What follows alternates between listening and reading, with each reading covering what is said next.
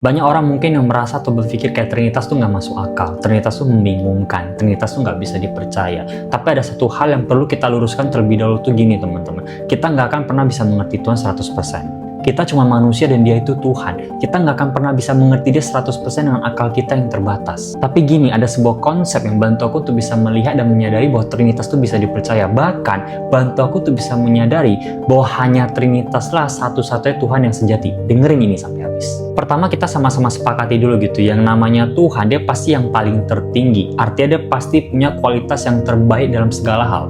Misal, dalam kekudusan dia pasti yang paling kudus. Dalam kekuasaan dia pasti yang paling berkuasa.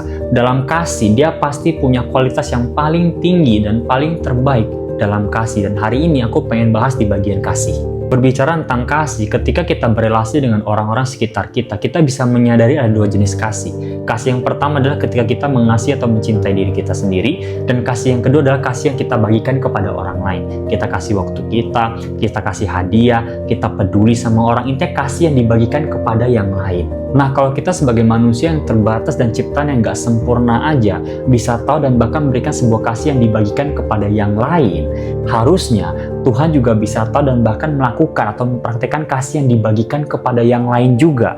Kenapa? Karena dia Tuhan, dia punya kualitas yang paling tinggi dan paling terbaik, salah satunya dalam kasih. Gak mungkin kalau salah satu bentuk kasih yang benar adalah kasih yang dibagikan kepada yang lain kita bisa lakukan, tapi Tuhan gak bisa lakuin, gak mungkin. Tapi di sini muncul sebuah dilema. Dilema apa?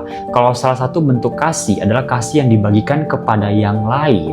Kalau begitu sebelum alam semesta ini diciptakan dan sebelum Tuhan menciptakan kita, Tuhan memberikan kasih ini kepada siapa? Kita tahu bahwa Tuhan itu adalah pribadi yang gak bergantung pada siapapun. Artinya kalau sampai dia harus menciptakan kita terlebih dahulu baru bisa menyalurkan atau memberikan sebuah kasih yang dibagikan kepada yang lain, itu malah menjadikan dia pribadi yang bergantung pada ciptaannya sehingga menjadikan dia bukan Tuhan. Untuk dia menjadi Tuhan, dia harus bisa menyalurkan atau bahkan mempraktekkan sebuah kasih yang dibagikan kepada yang lain tanpa bergantung pada siapapun. Dan disinilah Trinitas bisa menjawab dilema ini. Di dalam esensi atau hakikat Tuhan yang satu, ada tiga pribadi Bapa, Putra, dan Roh Kudus yang sudah saling memberikan dan menyalurkan kasih yang sempurna itu kepada satu sama lain. Tanpa perlu bergantung pada siapapun, tanpa perlu bergantung pada ciptaannya, Tuhan sendiri sudah bisa mempraktekkan kasih ini di dalam dirinya. Itulah mengapa firman Tuhan bilang Tuhan adalah kasih dan hanya Trinitas yang bisa membuktikan kebenaran itu.